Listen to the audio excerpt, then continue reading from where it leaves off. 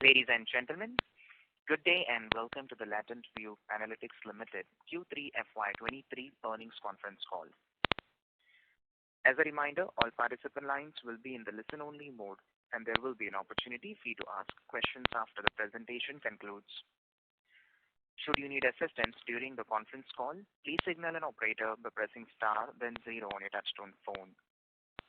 Please note that this conference is being recorded. I now hand the conference over to Ms. Asha Gupta from EY Investor Relations. Thank you, and over to you, ma'am. Thank you, Faizan. Good evening to all participants in this call.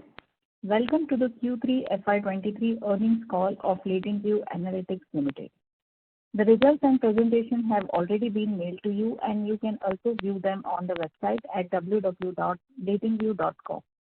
In case anyone does not have the copy of press release or presentation, or you are not in our mailing list, please do write to us and we will be happy to send you the same. To take us through the results today and to answer your questions, we have the CEO of the company, Mr. Rajan Sethuraman, whom we will be referring to as Rajan. And we also have CFO of the company, Rajan Venkatesan, whom we will be referring to as Raj to avoid the confusion while doing transcription.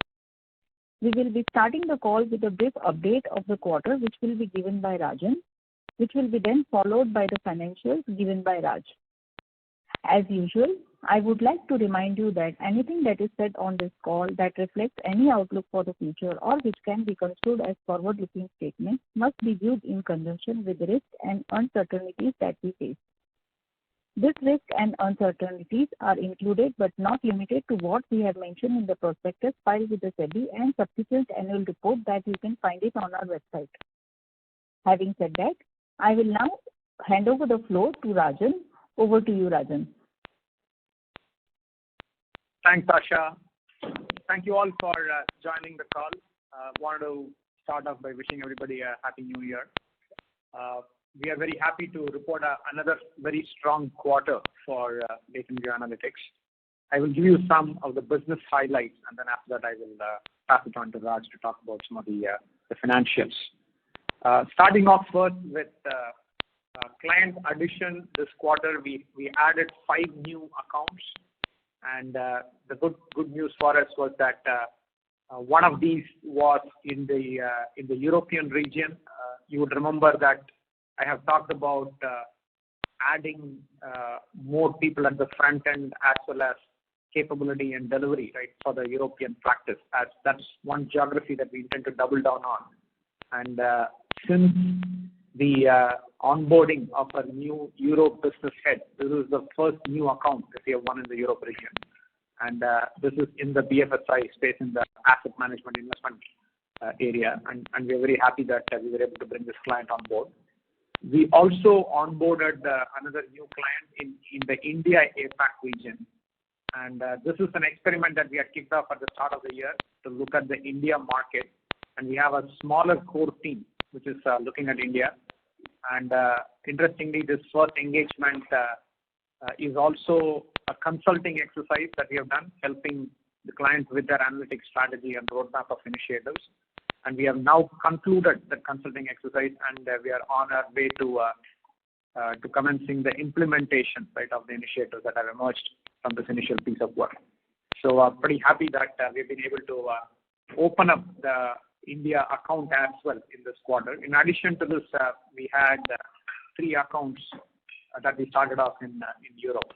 One of them in the media and entertainment space, one of them in the banking financial services industry, and one in the CPG space.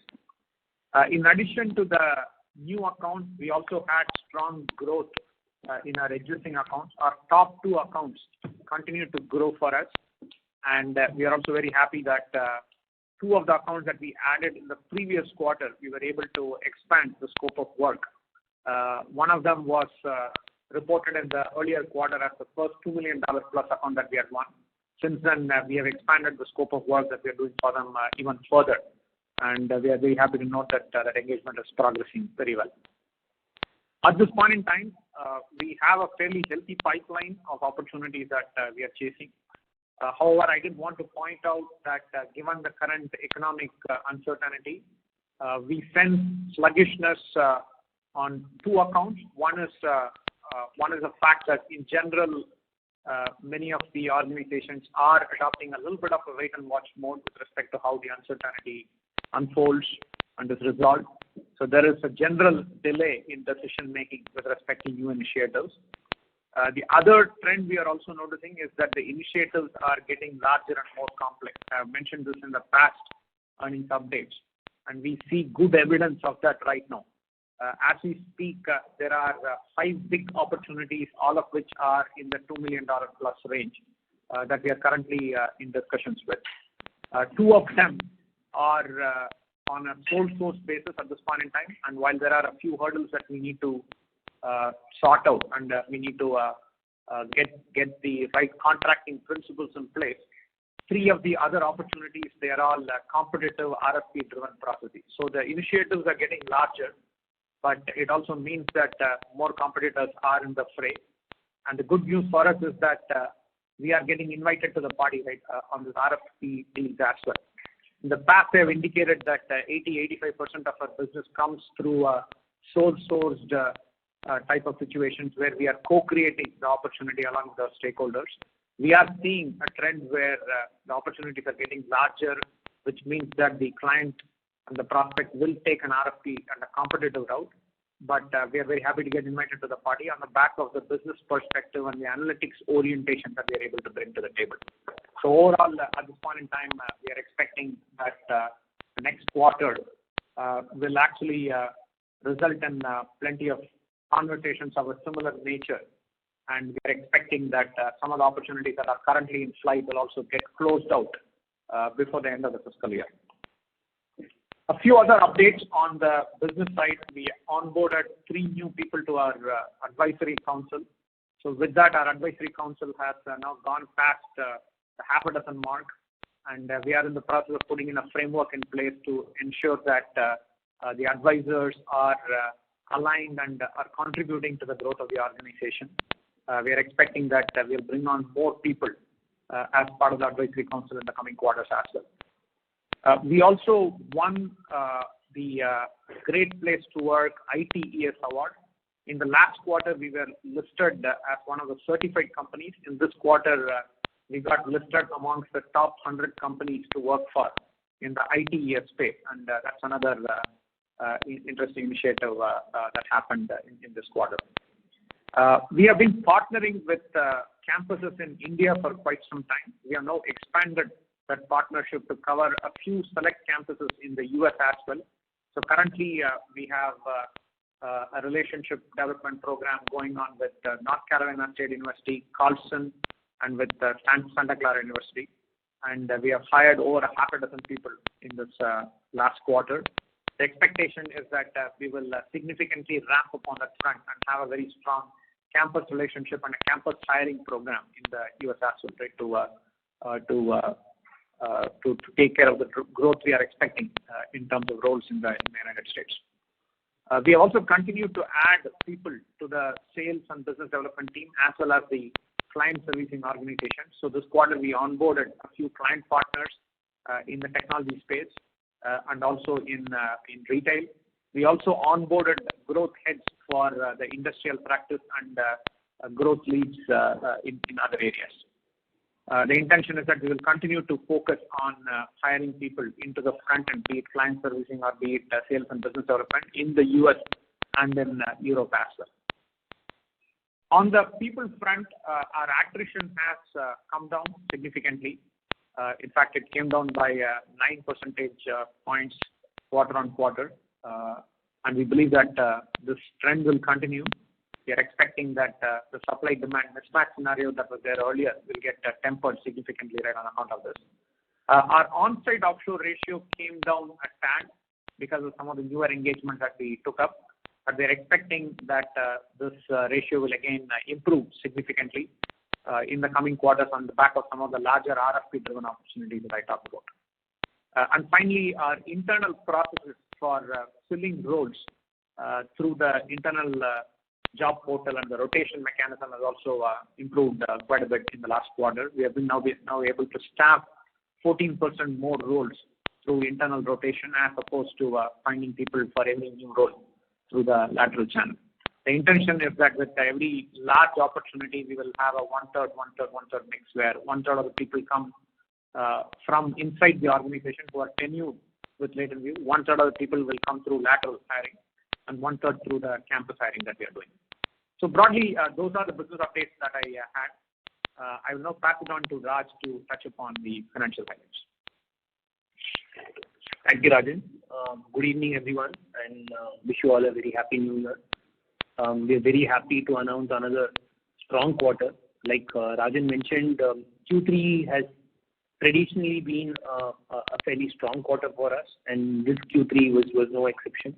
On a quarter-on-quarter basis, we reported a revenue growth of about 10% on a sequential basis and 35% on a year-on-year basis.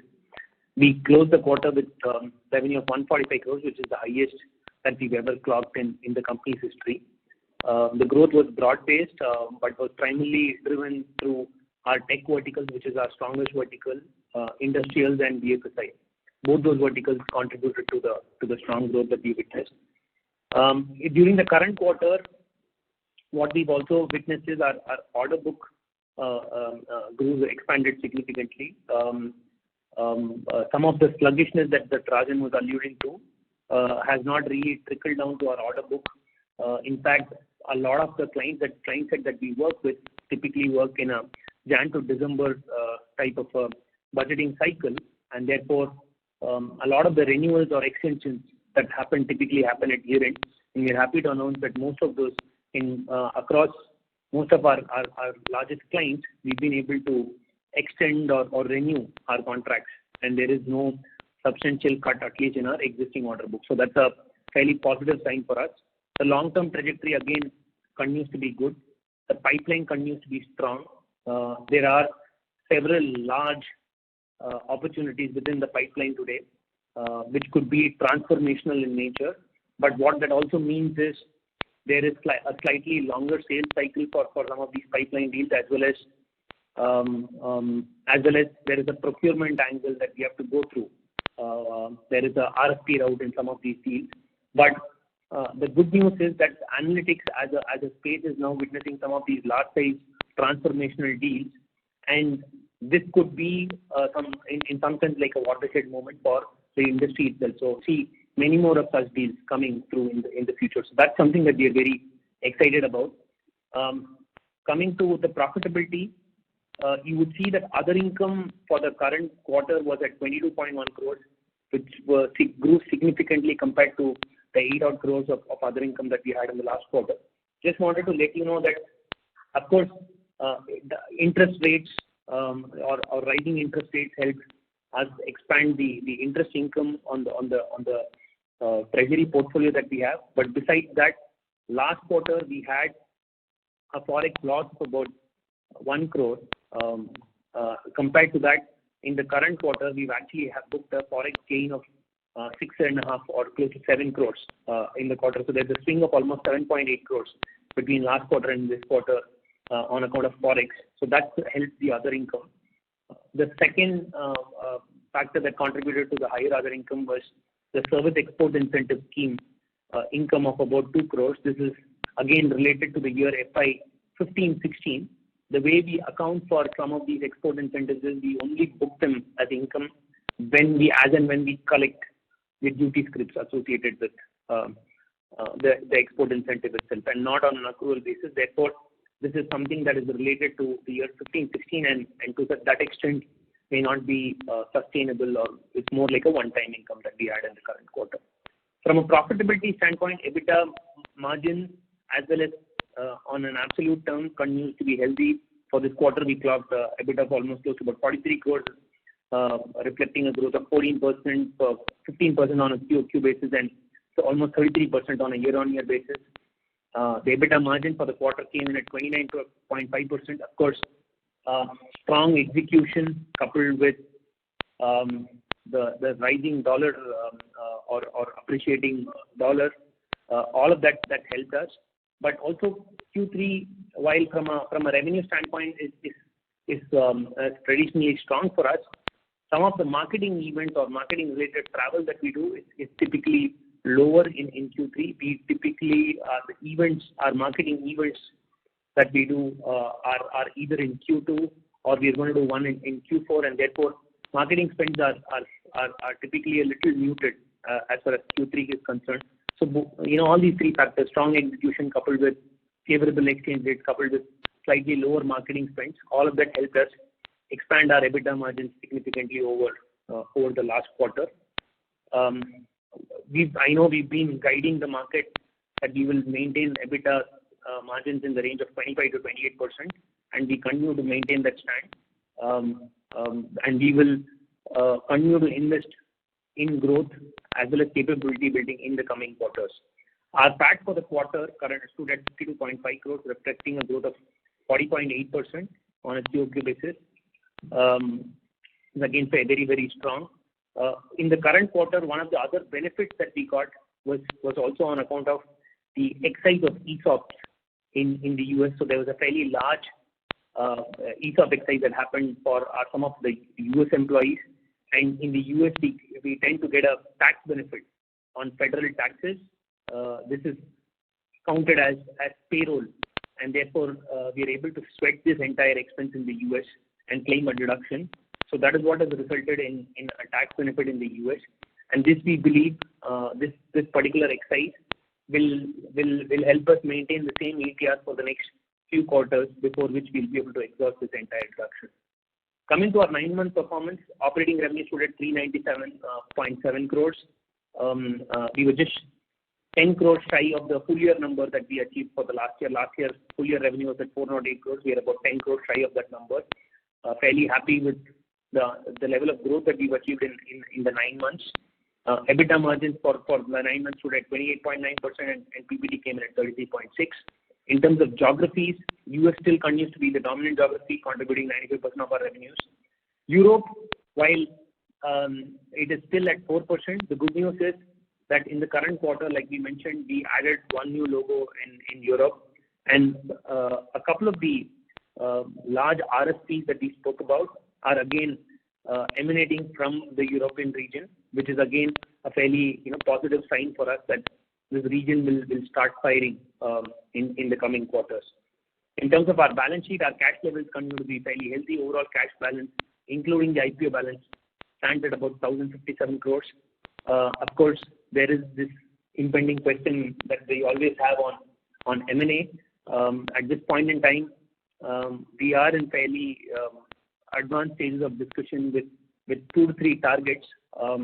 Hopefully, we should be able to push 1 or 2 of these deals to the next stage and come out with an announcement fairly soon. But there is a lot of activity as well as work that is happening on the M&A side, and we should hear some news on that front fairly soon from us.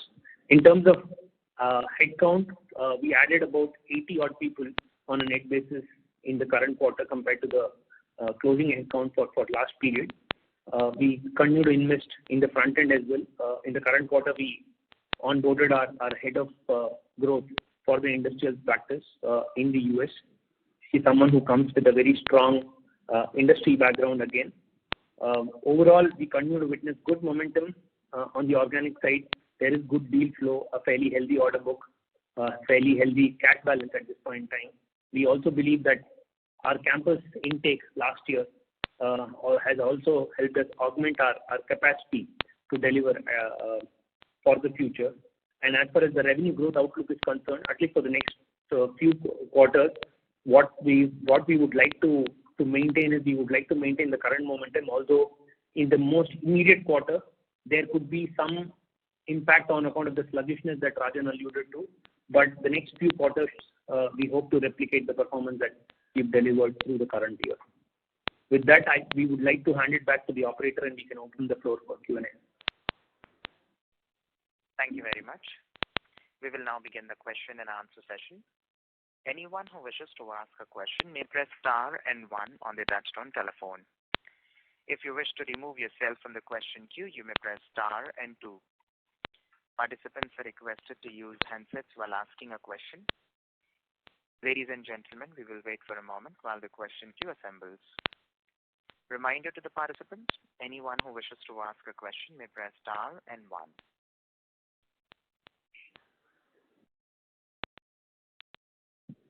Question is from the line of Vimal Gohil from Alchemy Capital Management. Please go ahead.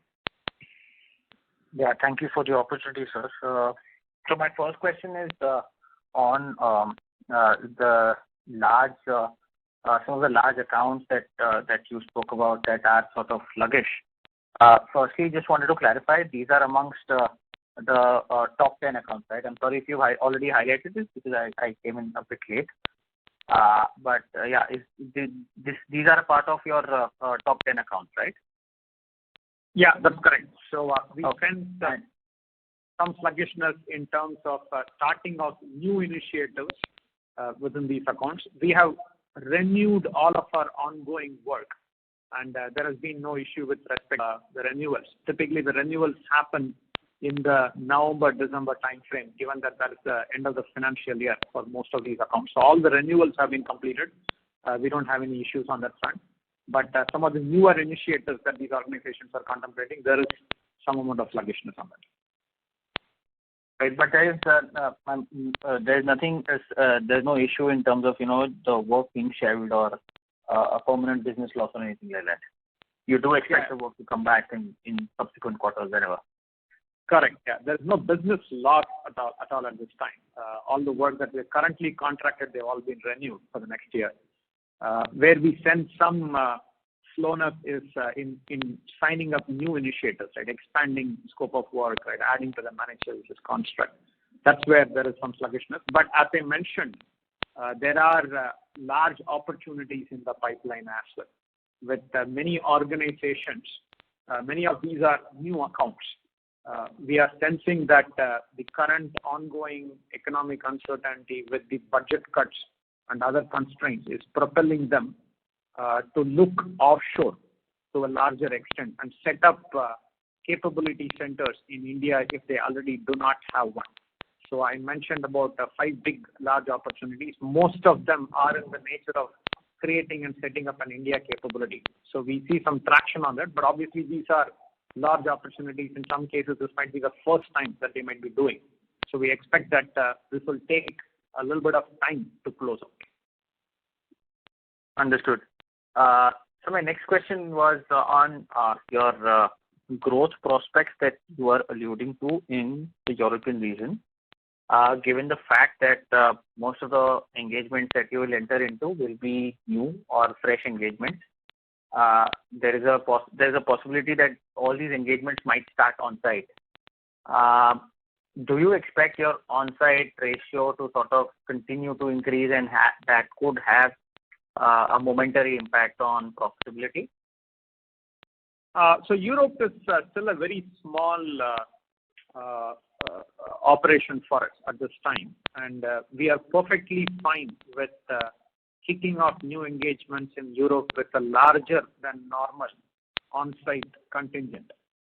In fact, it should be substantially offset by the large opportunities that I talked about, right, in the context of US. One of these large opportunities is actually with a European prospect, and even in that case, they are talking about a large offshore contingent as well. So I'm not particularly worried about the on-site offshore ratio getting skewed. In fact, I would expect that in the coming quarters, the ratio should actually improve for us. So no concern on profitability because of that. Understood, sir. And sir, if you could just quantify what is the attrition right now in absolute basis in percentage terms, what would be the number? So it's kind of like come down as of the last couple of months, it's come down to the 20% range. 20% range. Got it. And sir, just... Mr. Gohil, may we request that you return to the question queue for follow-up questions. We'll move on to the next question from the line of Krishna Thakkar from Anand Rathi. Please go ahead. Hello, sir. Thank you for the opportunity and congratulations on the great set of numbers. Sequentially, I want to know what happened in the CPG retail vertical because it declined again. We saw some uptick in Q2, but then now it's back down in Q3. And relating to that only, relating to the verticals only, what happened in the industrial vertical? What is performing well out there? So I'll take the question on retail specifically, CPG and retail. So the sluggishness that you see is all attributable to one fairly large project. This is in fact a data engineering project that we're doing for a fairly large retail account in the US. And as far as the project is concerned, there is, while we started this project in Q2 of FY23, the project itself went through some bit of scoping changes, as well as there was overall rethink on what the project requirements were. And therefore, what happened essentially in Q3 was we had to go back and sit with the client and really rescope and redo some of the contours of the contract itself. So what that meant was delivery to some extent on this particular project was put on hold, and we started re-engaging with them towards the end of the fiscal. So we started work on this project again towards the end of December. So for bulk of Q3, we had put the project on hold because we were rescoping and as well as recontracting with the client. And that's the reason why you see this sluggishness in CPG and retail. Just to update you, the contract is back on track, and we are on track to deliver the project in Q4 of FY23. And on the vertical? So on the industrial, there are a couple of accounts where we've seen So there's a food distribution company in the US where we've seen increased volumes. Again, there is a fairly large automobile manufacturer where there's a client that we've been engaging for fairly extended period of time. There again, we've seen additional volumes and additional work that has been coming our way, and that is what has led to the growth in the industrial practice. So, Krishna, it's on the back of work that you're doing with existing clients that's driving the action. Yeah. Understood. Thank you for the color. And regarding attrition, so you called out 20%. Is that on an LTM basis? No, it's not on an LTM. On an LTM basis, it will probably be in the 25-26% range. I was referring to the last 2-3 months. It's trending down significantly. Most of you will also be hearing similar commentary from others, right? In general, the supply-demand situation seems to be moderating quite well on the back of some of the hard news that you've been hearing in the market. Yes. And regarding the utilization, I believe our utilization had dipped a little bit last quarter. Has it moved up again this quarter to the 78-80% range that we intend to operate at? Yeah, we are at the 80% range. I mean, in fact, this morning when I took a look at it, our unbilled has come down to under 20%. Our preference in the past has been to operate at a 15% unbilled or 85% utilization kind of levels. We are expecting some of the big ticket items that I talked about. I mean, even if a couple of them come through, even if one of them comes through, we will be in need of a good number of people. So we are not worried about carrying a little extra buffer at this point in time. So we are currently at the 80% mark. Understood. And Raj, this one's more for you. The ETR, so I believe you said it's going to continue to stay around 15% for the next 2 or 3 quarters, and then where should it move to? Should it move to like 24, 25? That is correct. Yeah. So you will see the benefit of this ESOP exercise that happened, and there will be another round of ESOP exercise that might happen in March of next year, March of this fiscal. Again, that will result in a further tax benefit that will come in the US geography predominantly, and therefore our ETR will be, we expect that at least for the next 2 to 3 quarters we will have similar ETRs. Although, just to let you know, for our SEZ unit in Chennai, which is the larger one, so we have 2 SEZ units, SEZ 1 and 2. The tax benefit for the first SEZ unit will come to an end in March of 23. So this will be the last fiscal year where we'll be eligible for the Section 10 benefits for the SEZ unit for 1. There will still be an SEZ 2 where we will continue to get the tax benefits, and that will accrue for another year. But SEZ 1 was the larger among the two units, and therefore, like I mentioned, we will have this benefit of a lower ETR for the next couple of quarters, and thereafter we'll start seeing the ETR inching up back to the normal levels of 24-25%. So, thank you so much for that. Thank you. The next question is from the line of Hitesh Malla from Steinberg India Advisors. Please go ahead. Yeah, hi. Thanks for taking my question, and Rajan and Raj, congrats on a good set of numbers. My first question was on bill rates. We are hearing a lot of chatter around, high-tech clients requesting for reduction in bill rates given their own cost savings initiatives. Is that something that you're seeing with your contracts as well? Not really. So, like I mentioned, a lot of our large customers, we just went through a round of extensions and renewals, and we've not heard of any negotiations on billing rates. In fact, we've been able to renew and extend on the same rate as last year. In fact, we've been right through the whole of last year. We were actually pushing for 3, 4, 5% increases across most of our clients, and that's what we've witnessed within our clients. That we've not had any instances where the customers come back or the clients come back and ask for lowering the billing rates. We are not witnessing any billing pressure, at least, or billing rate pressure at this point in time. And Hitesh, to add to that, in general, when we look around the industry, like the data analytics space and the other pure play companies, and we get market intelligence on that, we see that the billing rates continue to be fairly strong, even with other organizations. So we are not an exception, but I believe that data analytics that way continues to command premium, and we are witnessing that as well. Understood. And then wanted clarification on the statement that you made in your opening remarks, Rajan, when you said you're getting invited to these RFP-based contracts.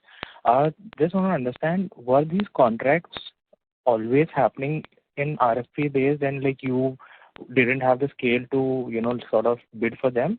Or is it that a lot of the analytics projects themselves are moving away from a sole source contracting to a RFP-based contracting? Yeah, it's more of the latter, Hitesh. However, I wouldn't say that a whole lot of it is moving away. I have been mentioning this in the past that data analytics in general is moving from being fringe initiatives to becoming more mainstream. And obviously, the more mature organizations are starting to do that. We also see that in the context of first-time movers. So I mentioned these large opportunities, right? A couple of them are about organizations that had a fledgling on-site in-house analytics capability earlier, but now they realize that they need to get a lot of things done, and they have impending budget cuts and other challenges, and they believe that going the offshore route, partnering with somebody who knows how to do this for them, is probably the best route. So we are seeing this at both ends of the spectrum. Mature organizations looking at consolidating their analytics initiatives and deriving the benefits of working with fewer partners, but who understand the entire spectrum all the way from consulting to data engineering to look back to advanced analytics, right? That's one kind of trend.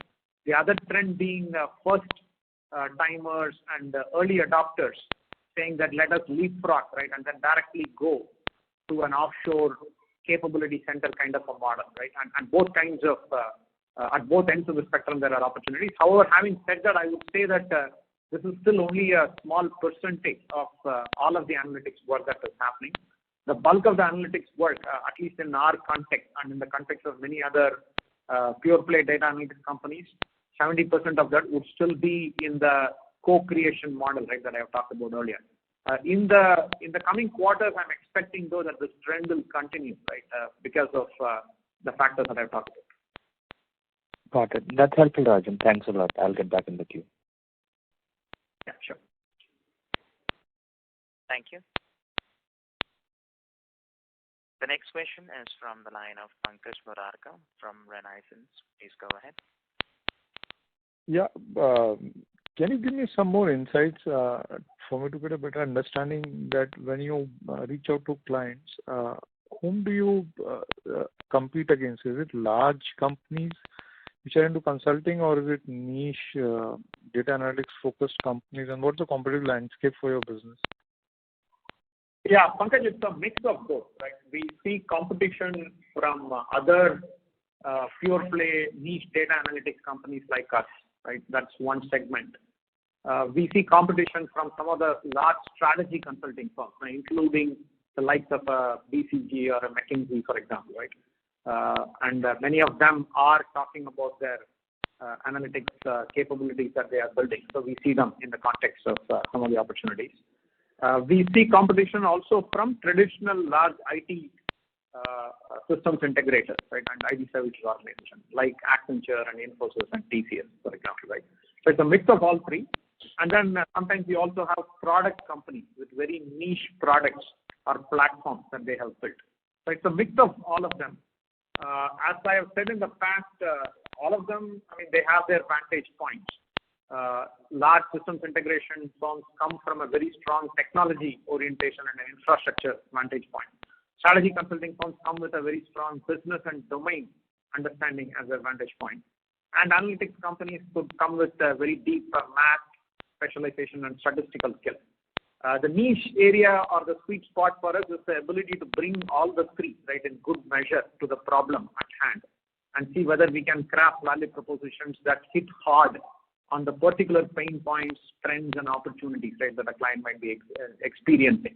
And as I've mentioned, in many instances, these have been about co-creating those opportunities, sitting down with the prospect, with the client, and then understanding what is the data ecosystem they have, what problems are they trying to solve, and what is the art of the possible, right, with the use of data analytics. So that's been the kind of construct.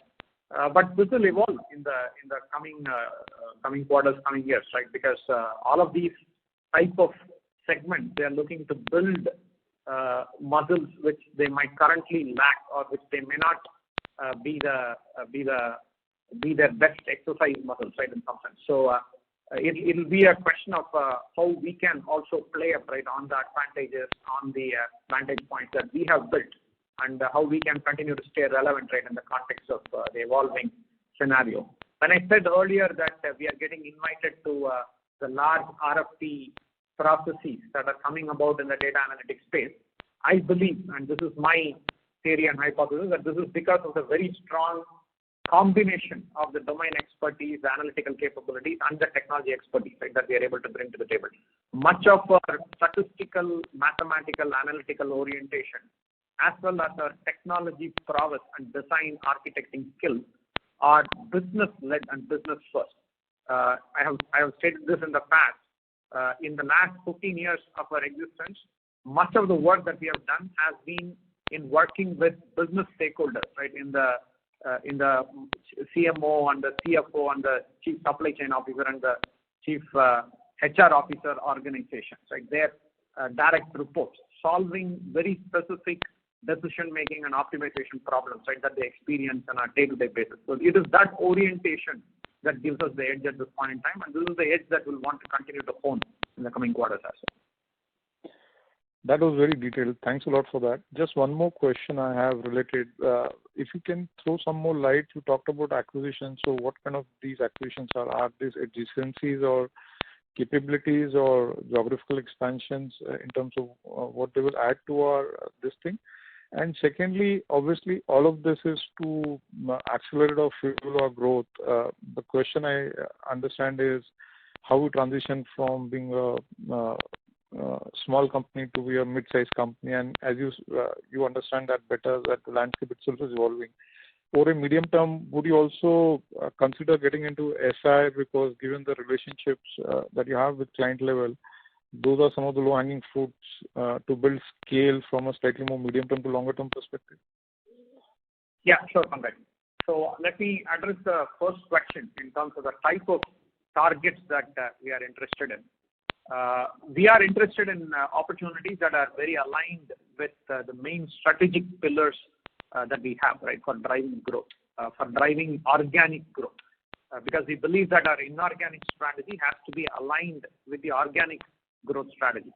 So on the three dimensions, right, that you mentioned, from a geographic standpoint, we're very clear that we will focus on the US, Europe, and within Europe, very specifically the three geographies, right, where we are active: UK, Germany, and Netherlands, and in India, right, at this point in time. So that's really the geographic perspective. From a vertical perspective, at this point in time, given the additional focus that we are putting on BFSI, retail, and CPG. Those would be the sweet spots for us from a acquisition standpoint as well. And from a horizontal type of work capability standpoint, we are really looking at supply chain, data engineering, and advanced analytics. Right? These are the three areas. Within advanced analytics, we are particularly looking at image analytics, graph, and NLP and NLG. Right? These are the specific areas of focus. So an ideal acquisition candidate for us would be something that can tick on more than one of these dimensions. So, for example, if we find a company that has built a very strong data engineering and modeling capability for retail supply chain problems in Europe, then it will tick a lot of these boxes. Okay, then you'll be particularly interested, right, in that kind of a capability. So we are evaluating on these dimensions, and obviously we don't expect that all candidates will tick on all these dimensions. But the more that they tick on, right, the better aligned they will be, right, with our organic growth strategy as well.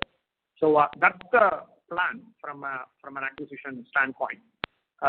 With respect to your second question, I believe that there is enough headroom for growth within the data analytics space itself for the next 3 to 5 years at least. In fact, in response to an earlier question, I had mentioned that organizations also, they are pegged in a spectrum, right, from very mature to organizations that are just getting started on their data analytics journey. And even with the most mature of organizations, if you scratch the surface and you dig deep, you will find that there is so much more that they can do, even with the data that they already have access to within their own organization. Most organizations are still only doing what would be called low-hanging fruit and getting the easier things done. So with that, we believe that there is a lot of runway ahead of us, and there is enough headroom for growth. And our intention is to stay close to our knitting at this point in time, right? Maybe we will add a few adjacencies. In fact, the entire data engineering space was something that we have gotten into only in the last 2-3 years, right, in a serious fashion. Before that, most of the work that we did, it presupposed that the data was already in place, and we just had to come and do the analytics. But as we do the more complex initiatives, we find that the data that is needed might be scattered across the organization within and without, and it might be structured, unstructured, right? So we got into the data engineering piece. So we might do a few adjacencies like that, but we're not at this point in time planning to stray very far from the wheelhouse. This is very insightful. If I can just squeeze one more. So how susceptible are client spends on what you're doing to the economic environment? I'm saying because data is just emerging as the core and clients have just started spending on it. You understand some of the other verticals when client spends on in terms of discretionary and, keep the lights on kind of thing, or on the product engineering side and so on and so forth. So in terms of your understanding, your discussion and with your clients in terms of what part of business that you do with clients is a must need for clients to keep their show on kind of thing, and what part of it is discretionary which could be susceptible to economic environment? Yeah. So again, this is an interesting question because what you constitute as lights on, right, and basic operational stuff will have a very specific definition, right, depending on which organization you are talking about. If you talk to a company like Netflix, for example, I mean, Netflix is not a client of ours at this time, but if you talk to them, or if you talk to a company like Capital One, right, data analytics is their mainstay, right, because that is what they use day in and day out in order to drive market share, in order to drive action, growth, customer experience, cost reduction, right, all of those things. So for them, data analytics can be very core and important. So it depends on where the organization is in terms of their digital evolution or transformation journey, and how much they are able to use data and digital channels, right, to connect with their customers, with their employees, with their ecosystem, right? So it's dependent on that. But having said that, in general, Pankaj, one point I would note is that it is typically in resource constraint scenarios, when budgets are being cut, when there is a lot of uncertainty on the horizon, that you need to use the power of data and analytics to take calls, even on prioritizing, right, which initiatives you want to undertake and which initiatives you want to shelve. marketing budgets are being cut, right, in the light of what is happening. And a chief marketing officer and their organization will need to decide where do they want to spend the money, which campaigns to run, which of them to shut down, which media to advertise in, and which of them not to. And those are exactly the kind of questions that data analytics can help answer in a very structured and scientific fashion. So it is our hypothesis and belief that even in a tough economic scenario, data analytics will be a fairly important aspect of how organizations make decisions.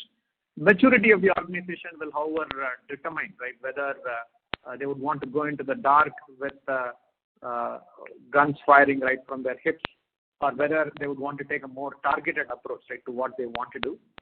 At this point in time, at least the organizations that we are working with, we do hear from our stakeholders on how this is very important, but obviously they do need to navigate what is happening on the economic front, right? And I believe personally that when some of the uncertainty resolves and that starts settling down, at least in terms of the uncertainty coming down, data analytics will be a fairly strong contender for budgets that are available.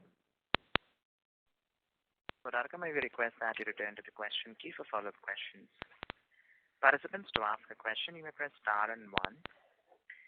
The next question is from the line of Karan Uppal from Phillip Capital. Please go ahead.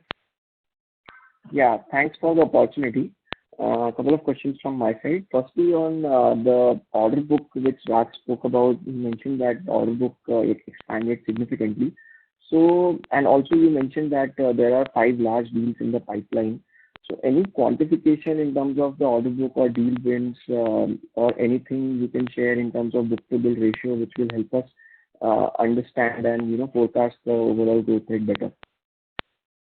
So the order book itself, see, at this point in time, currently, as a number, we're not giving out order book numbers at this point in time. All that I can say is, like I mentioned, typically a lot of the extensions that happen within our client set, they happen in the December and January time frame, which will typically give us revenue visibility for the next 3 to 4 quarters, right? So all the extensions that we have within our client set has come through, and that is what is resulting in a fairly healthy order book. We will not be able to give you an exact number at this point in time, but coming to your question on the pipeline, each of these deals is greater than $2 million, and from the largest deal among these RFPs can go up to almost $8 million, right? So historically, if you see, and Rajan also spoke about this, the initiatives that we would typically start with used to be in the 500 to 800K type bucket. Right. So that what we are witnessing is the newer deals that we are participating in. The starting size itself is $2 million and going up to $8 million. So that's the range that we are talking about. So are these deals, you expect them to close maybe in Q4, or it may take a while? Yeah, the decision making itself on these deals should happen in Q4, and we should, if we land a few of these deals, that we should start seeing revenue booking from Q1 of next year. Okay, so given these deals as well as the order book which you have, and also you spoke about some sluggishness in your top 10 accounts, 2 of the top 10 accounts. So given everything, do you think that you will be able to maintain the 25 to 30% kind of a growth rates in even FY24?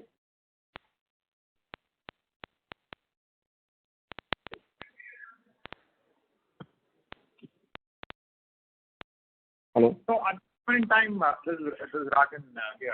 At this point in time, the medium-term perspective remains fairly strong. I mean, as I mentioned, there are a few of these large deals in the pipeline. That plus the fact that our front-end investments, right, are starting to work and they will start kicking in. I'm optimistic about the growth rates that we can have, right, in the next year.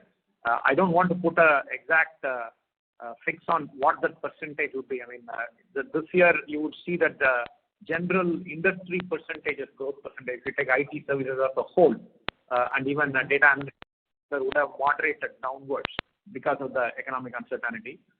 And we have done better than that. So as in the past, my guidance would be that we will continue to do much better than what the industry growth rate would be.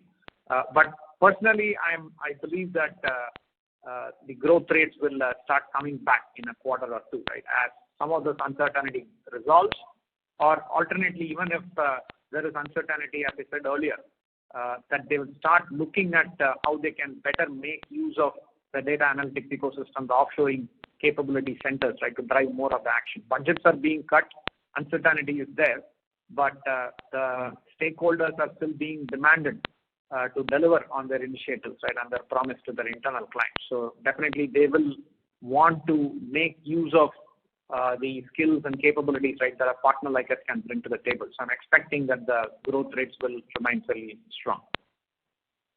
Right. Thanks for the detailed answer. The other question was on M&A. So you spoke about the areas which you focus on for the candidates. I want to ask about the size of the M&A in terms of your your scale. Right now you are at around $18 million run rate. So would your scale is this a bottleneck for you in terms of the size for acquiring candidates? Not really, Karan. This is a very fragmented space, and the 30-odd opportunities that we have evaluated, right, in the last 12 months or so, we see a fairly broad spectrum. I mean, there are companies with a revenue of even $1 million, right, that might be in the market. And then there are obviously organizations that are even at a 30, 35, and then there are some which are even larger, right, that are looking for either investment, funding, or other kind of merger acquisition opportunity. So there is a very broad spectrum. It's also a very fragmented space with many players, right, picked at all these different levels in the spectrum. Our sweet spot will be organizations with 5 to 20, 25 million kind of revenue, because from two standpoints, right? One is what does it mean for us in terms of the cash outflow that we will need to have for that acquisition. But more importantly, given that this will be a first acquisition, we also want to take on something that manage you and integrate well and realize the synergies. So that will be our sweet spot. But within the spectrum, we are fairly flexible. Right now, for example, out of the 3-4 candidates that we are evaluating at the second, third level of scrutiny, I mean, we do have the spectrum. I mean, there is one which is at a $4 million kind of annual revenue, and there is another one which is at a 15 million revenue point. So that will be the kind of spectrum that we'll be looking at. Okay. Thanks a lot for answering my questions, and all the best. Thanks, Karan. Thank you. The next question is from the line of Hitesh Malla from Steinberg India Advisors. Please go ahead. Yeah, I just had a quick follow-up for Raj. Can you give us some guidance in terms of your capex requirements in the medium term? I understand that right now you guys are operating from a single location in Chennai. So as you scale up, would you be needing a newer facility, and how would that put pressure on your balance sheet? To be honest with you, we've never had, I mean, capex while yes, it's true that we've been operating out of a single facility. We also have a co-working facility in Bangalore, apart from our own premises that we have, or our own lease premises that we have in Chennai. Given our growth ambitions and targets for the next year, if assuming people, there is a situation where 50% of our workforce starts coming back to work. At present, we are still following a hybrid model where about on an average 25 to 30% of our workforce comes into the office on any given day. Now, if that were to materially change, where we have about 50% of our folks coming in, it's only at that point in time will we evaluate if there's a need for us to rent further space. At this point in time, we believe that our current office space in Chennai plus the new space that we're looking for in Bangalore, we might look for some bit of additional capacity. Both of these should be enough for us to serve the increase in demand for the next year. However, if the remote working situation changes and there is a higher footfall in the office, that's when we will look to evaluate. And even then, on an average, based on the rentals that we managed to negotiate, just to let you know, we renegotiated our current lease in the Chennai office. We've also got a clause which would enable us to lease any additional new space within the facility at the same rates for the next 1 year. So even if we do need additional space, we'll be able to contract it for the same current commercials, right?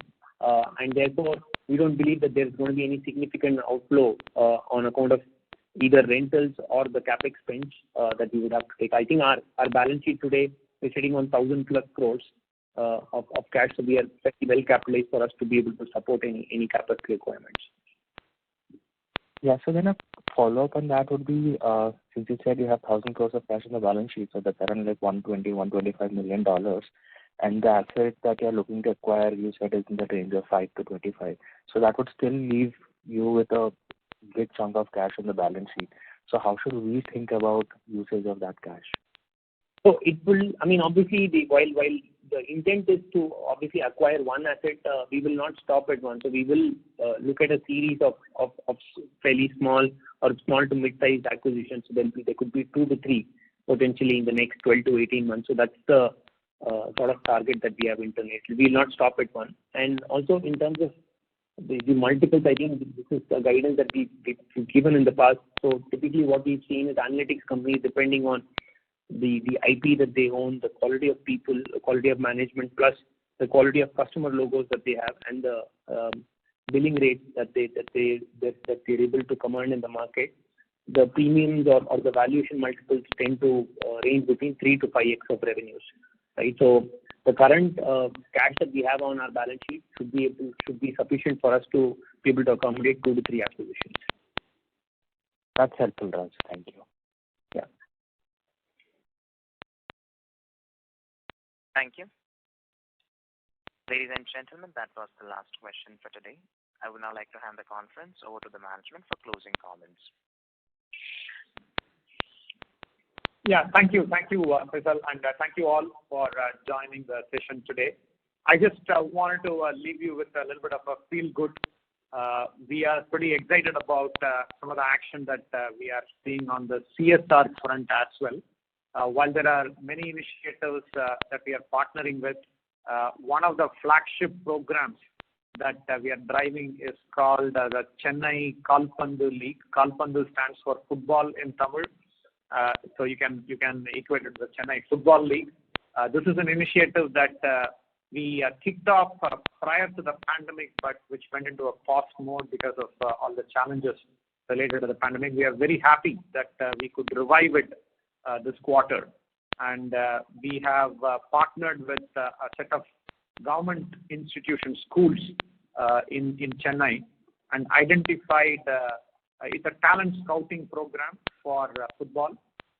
We actually identified an initial cohort of 300 plus students split equally between boys and girls, and we took them through a 6-week long training program as well as league matches, and it culminated us in identifying 7 or 8 kids who have a natural talent, right, for the game. And we are now looking at partnering with them and helping nurture their talent both on the sport front as well as on the education front, right, in the coming years, with the intention that can we create a pool of football talent and players, right, that can participate and play for the country, right, in the coming years. So that's a bit of a long-term aspiration and ambition that we have. It's an initiative that many of our young employees are particularly excited about, and they have contributed, right, to the design and the execution of that initiative as well. And we believe that there'll be more to come, right, in the coming quarter. We'll keep you posted as this progresses. Watch out for our updates on the social media on the Chennai Kalpandu League, or CKL, right, as we call it. The other initiative that we have been partnering with, again, on the CSR front, though it doesn't come under the formal CSR umbrella, because we are an India-registered company and CSR initiatives are limited to what we do in India. We have been partnering with the International Myeloma Foundation in the US. They are an NGO and they are focused on research related to treating and curing myeloma. And this is a condition that affects many people, known more so in the United States, but I'm sure that there are people suffering from these conditions in India and other parts of the world as well.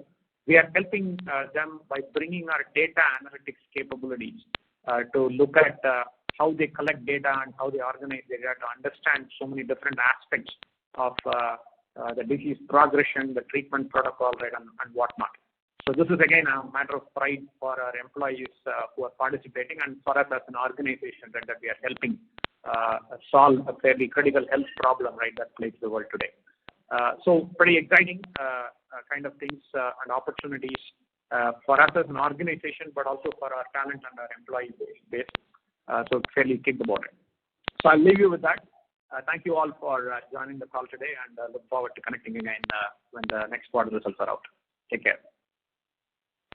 Thank you. Ladies and gentlemen, on behalf of Latent View Analytics Limited, that concludes this conference. Thank you for joining us, and you may now disconnect your line.